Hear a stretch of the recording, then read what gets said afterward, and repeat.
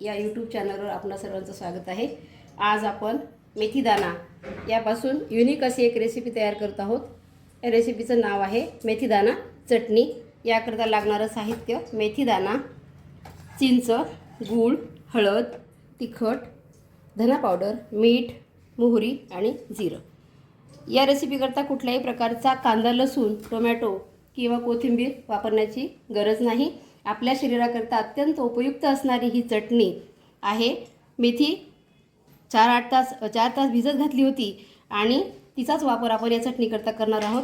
मेथीचं पाणी जे भिजलेलं आहे ते देखील आपण फेकून द्यायचं नाही आहे। आपल्या शरीराकरता अत्यंत उपयुक्त असं आहे। ज्यांना सांध्याचे विकार आहे किंवा गुडघ्याचे आजार आहे त्याकरता त्याचा उपयोग होतो। त्याबरोबरच चिंचेचं पाणी जे आपण वापरत आहोत हे आपल्या केसांकरता खूप हेल्दी आहे। यामुळे केसांची ग्रोथ चांगली होते। तर चला तर सुरू करूया मेथीदाणा चटणी। सर्वप्रथम आपण यामध्ये 2 चमचे तेल घातलेलं आहे। आता यामध्ये 1 चमचा मोहरी घालूया।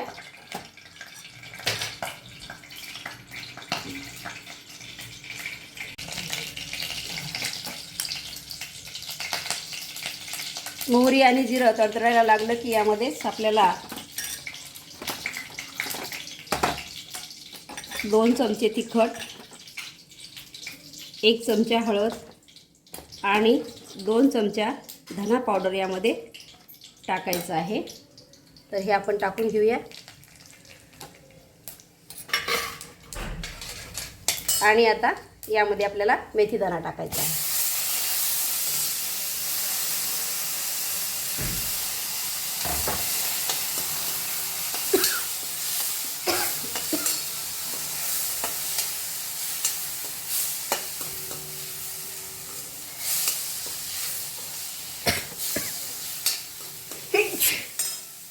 थोडंसं मीठ घालूया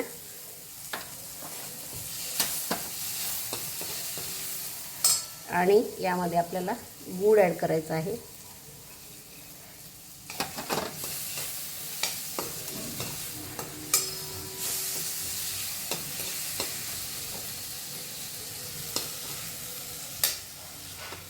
आणि चिंचेचं पाणी हे आपण कोळ तयार केलेला आहे तो याच्यामध्ये घालायचा आहे।